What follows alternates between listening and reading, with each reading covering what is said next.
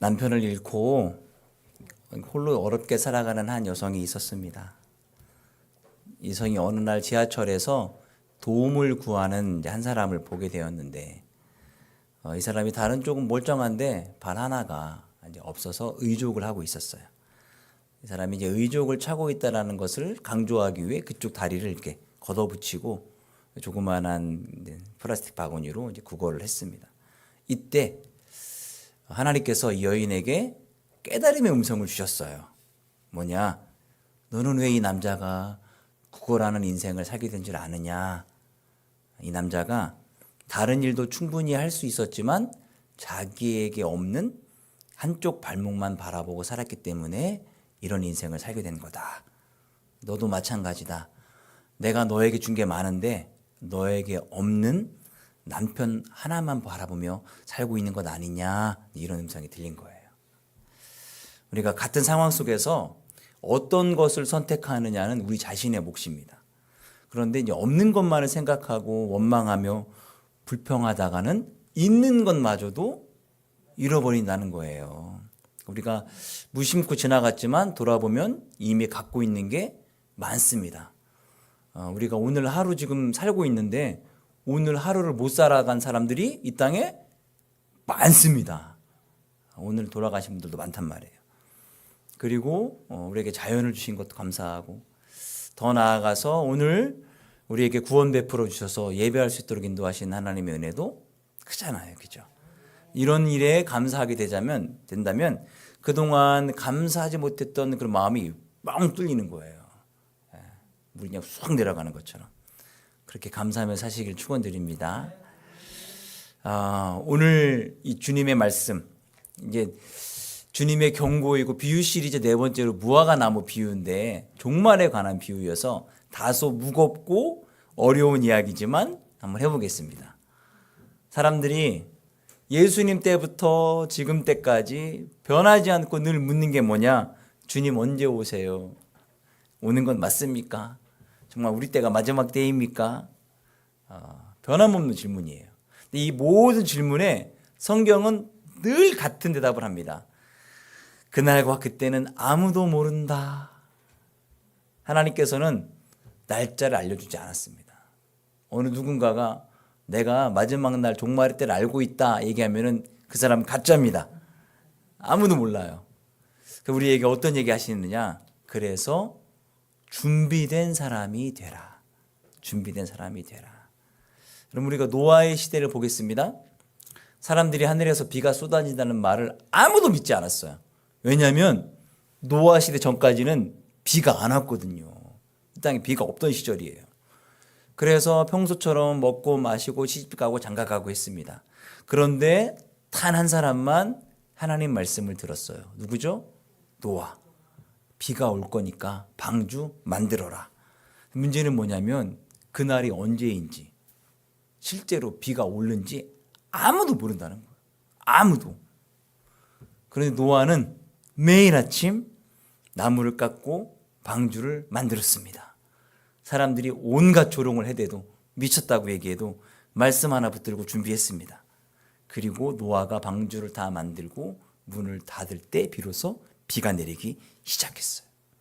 그때까지는 아무도 몰랐습니다. 핵심은 뭐냐? 준비된 사람만 구원을 받았다는 거예요. 예수님께서 오늘 무화과 비유를 말씀하시는 것도 마찬가지라고 봅니다. 계절을 분별하여 징조를 알듯, 그러니까 언제 오실까가 중요한 게 아니라 과연 오늘 내가 준비되어 있는가? 준비되어 있는가? 이 신앙을 묻는 거예요. 무화과 나무 비유는 노아의 시절과 똑같은 이야기를 합니다. 깨어 있어라. 준비된 자에게 종말은 두려움이 아니라 약속의 문이 된다 해요. 예수님께서 32절에 무화과 나무의 비유를 배우라 그랬는데 이걸 직역하면은 무화과 나무로부터 배워라라는 거예요. 무화과 나무를 좀 보신 적 있으세요? 집에도 있었어요? 네. 이 윗지방에는 무화과 나무가 없습니다. 저기 아랫동네만 가도 제가 이제 목포 갔을 때에도 무화과를 많이 재배했어요. 무화과 나무를 보면은 말 그대로 무화, 꽃이 안 피고 과일이 열려요. 그래서 무화과예요, 그죠? 보통 꽃이 핀 다음에 꽃 밑에 있는 씨방이 커지면서 이게 과일이 되거든요. 근데 이제 아예 꽃이 안 피는 게 아니고 꽃이 없는 듯 그냥 생기는 거예요. 그래서 그게 쭉 자라납니다. 그래서 여름 지나서 그 익어요. 예. 그게 이제 무화과인데, 무화과가 이렇게, 이제 무화과 나무로부터 배울 수 있는, 관찰할 수 있는 것을 가지고 영적인 교훈을 얻으라는 이야기인데요. 성경에는 몇 가지 이제 비유가 있는데, 첫 번째는 알레고리라고 하는 비유예요. 이게 뭐냐면 비유 이야기 속에 나오는 모든 요소가 1대1로 대응이 되는 상징이 있다는 거예요. 우리가 너무 잘 아는 것이 네 가지 땅에 뿌려진 말씀의 씨앗 알잖아요, 그죠? 그래서 좋은 밭, 길가, 돌짝밭, 가시덤불 다 각자에 해당되는 비유가 있어요. 지난번 말씀드린 알곡과 가라지도 마찬가지입니다. 알곡은 의인, 가라지는 악인. 1대1로 매칭이 되는 것을 알레고리라고 해요. 두 번째는 은유예요. A는 B다. 그래서 예수님이 나는 포도나무다. 이렇게 말씀하시는 것. 그리고 지규가 있습니다. 지규는 뭐냐? 무언목과 같다. 이렇게 해요.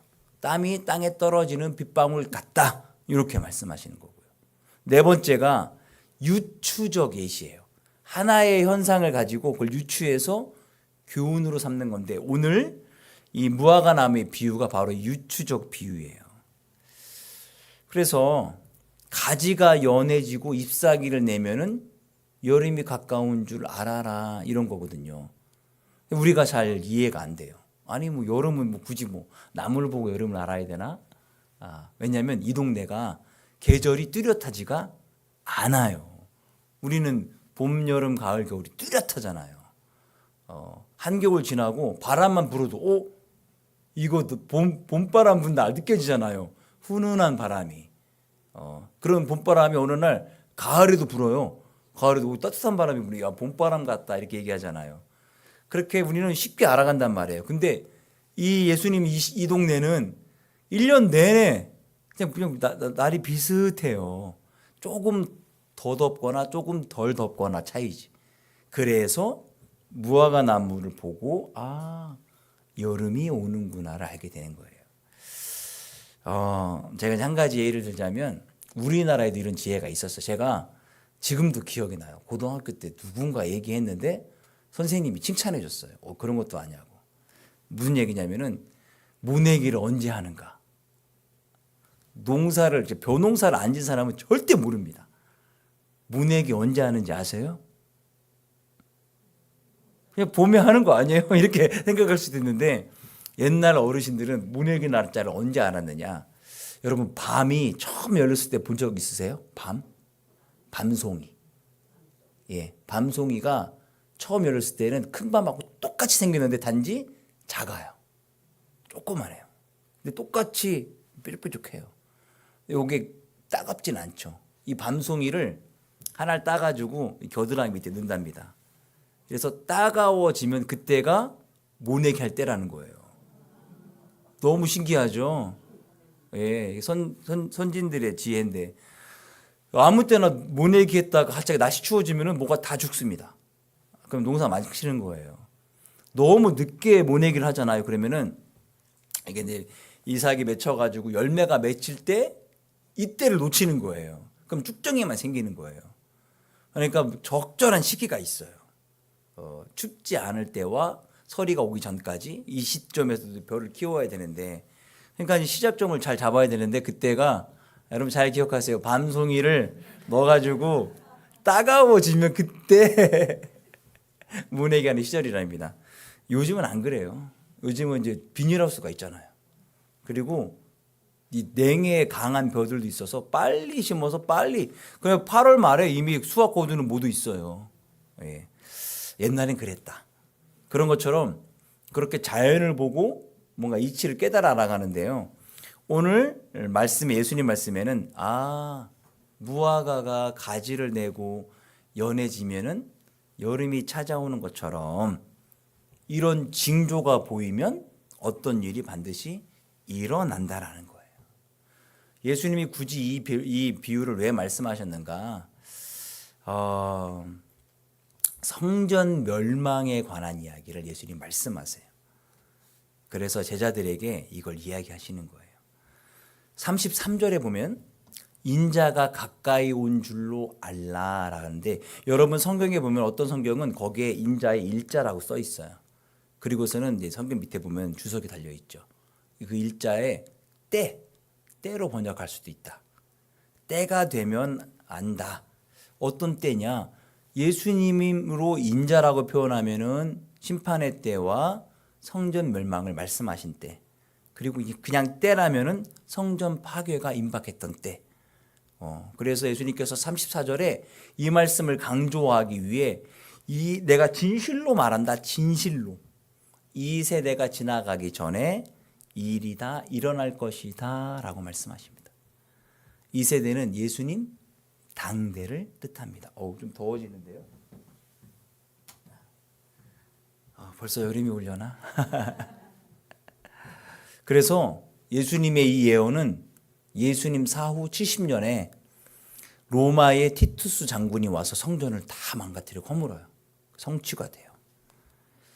예수님이 이 말씀이 반드시 이루어질 거라는 것을 얘기하기 위해서 하늘과 땅은 사라져도 내 말은 없어지지 않고 다 이루어진다라고 거듭 말씀하십니다.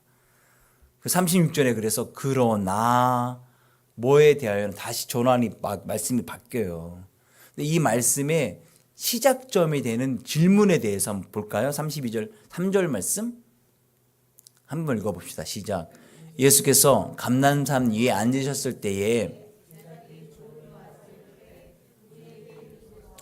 어느 때에 이런 일이 있겠사오며 또 주의 임하심과 세상 끝에는 무슨 징조가 있사오리까? 라고 제자들이 물어요. 예수님께서 2절에 어떤 말씀을 하시냐면 성전을 좀 봐라. 성전이 건물이 웅장하지만 성전이 돌 위에 돌 하나도 남기지 않고 다 파괴될 것이다.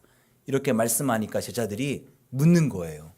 어느 때에 이 성전이 멸망하고 파괴되는 일이 일어날 것이며, 또 두 번째 질문, 세상 끝에는 무슨 징조가 있습니까? 라고 종말에 대해서 물어요. 그 예수님께서 성전 멸망의 때에 대해서 이제 35절까지 말씀을 하시고 36절부터 25장은 종말의 때에 대해서 설명해 주십니다. 성전 멸망의 때는 이 세대가 지나가기 전 명확히 말씀해 주세요. 그래서 예수님 사후 70년에 그 일이 일어납니다. 성전 멸망이. 그리고 종말은 아무도 모른다. 아무도 모른다. 누구만 아느냐? 하나님만 아신다. 하나님만 아신다. 그래서 그날을 기다리는 사람들은 준비하고 깨어 있어라 라고 예수님께서 말씀하세요. 오늘 이 본문의 말씀이 사실은 시한부 종말론자들에게 많이 왜곡되는 말씀이기도 해요. 역사 속에서. 그런데 종말에 대해서 가장 명확한 말씀은 바로 디모데 후서 말씀이 이미 있어요. 볼까요? 디모데 후서 말씀 함께 읽어봅시다. 너는 이것을 알라.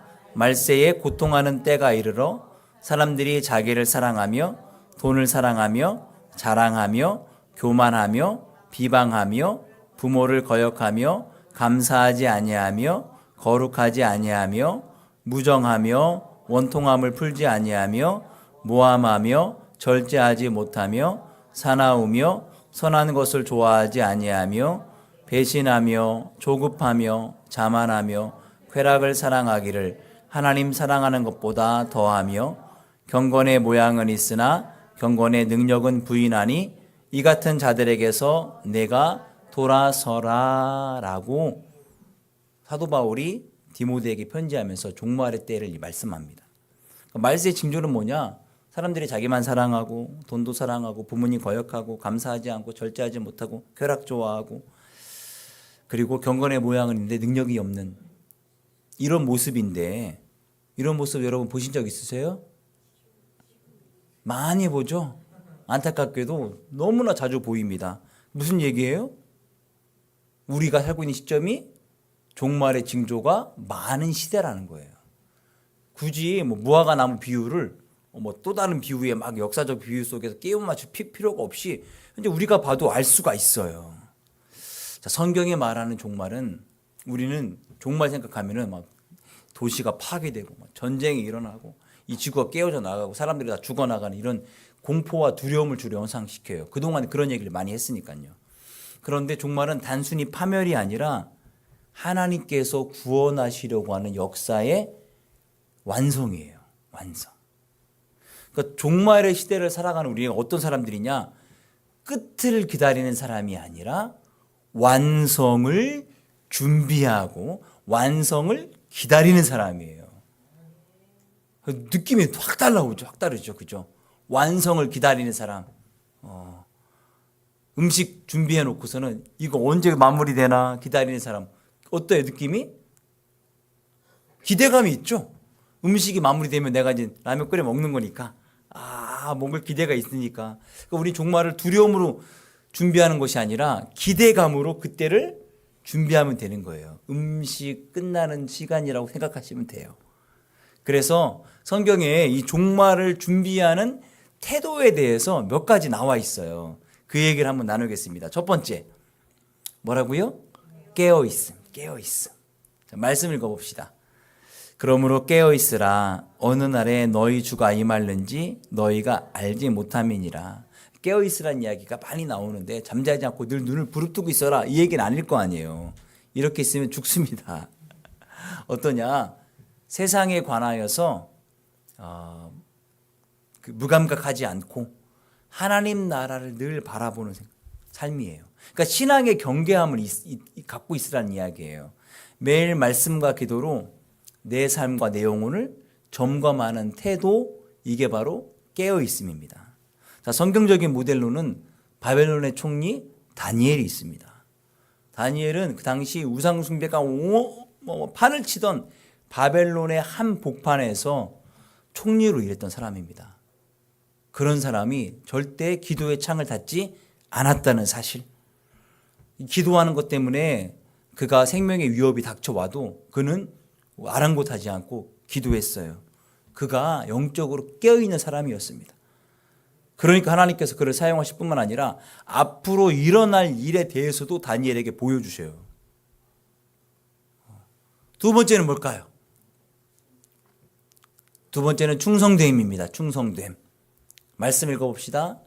충성되고 지혜 있는 종이 되어 주인에게 그 집 사람들을 맡아 때를 따라 양식을 나눠줄 자가 누구냐.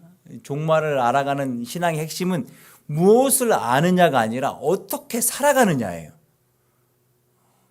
그래서 종말을 알 것 같으면 어떻게 할 겁니까, 여러분?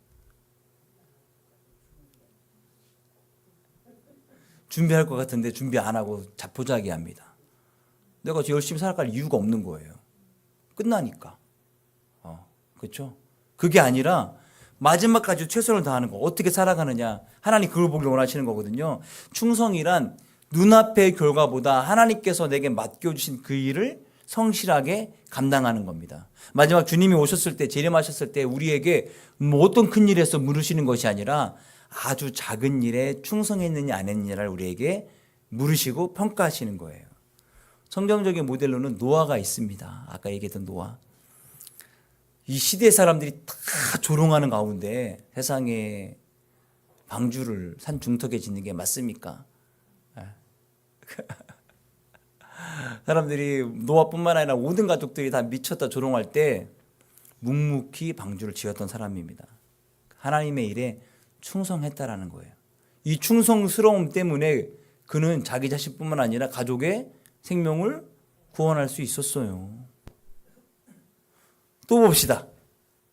뭐가 필요하냐? 거룩함이 필요합니다. 거룩함. 베드로후서 말씀 읽어볼까요? 이 모든 것이 이렇게 풀어지리니 너희가 어떠한 사람이 되어야 임하기를 바라보고 간절히 사모하라. 그날에 하늘이 불에 타서 풀어지고 물질이 뜨거운 불에 녹아지려니와. 종말은 이 모든 것들이 다 파괴되는 날이 아니라 하나님께서 원래 원하셨던 모양으로, 거룩한 모양으로 회복되는 시간입니다. 세상이 어두워질수록 우리는 빛으로 살아가야 합니다. 세상과 일부러 구별되려고 하는 것이 아니라 그런 세상일수록 하나님을 더 드러내는 삶들을 살아가야 되는 거예요. 이게 성경적 모델로는 요셉입니다. 요셉이 애굽의 총리인데 그 애굽이 너무너무나 세속적인 곳이었어요. 세상 한복판 같은 곳이에요. 그곳에서 정결과 신실함을 지키고 살았던 사람이 바로 요셉입니다.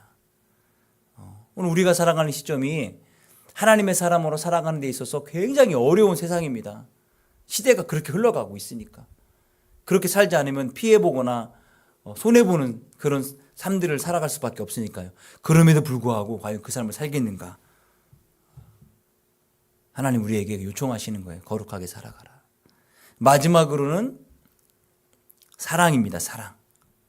성경이 말하는 종말의 삶의 태도, 깨어있음, 충성됨, 거룩함, 사랑. 자, 말씀 보겠습니다. 불법이 성함으로 많은 사람의 사랑이 식어지리라. 그러나 끝까지 견디는 자는 구원을 얻으리라. 아멘. 이 종말의 시대의 특징은 사랑이 식어지는 시대랍니다. 왜 그럴까? 나만 사랑하니까. 이기심이 많아지니까. 이 특징이 이제는 나라별로도 시작됩니다. 민족주의가 실험해져가지고 그 우방이 없잖아요. 그렇죠? 우방에게도 뭐 이익에 뭐 흩어집니다. 그런 것만 봐도 정말 종말의 시대에 사랑이 식어지는 거구나 알 수가 있어요. 냉소와 이기심이 많은 이 시대 속에 정말 우리가 예수님처럼 용서와 섬김으로 살아갈 수 있는가? 성경적 모델로는 바로 스데반 집사님입니다.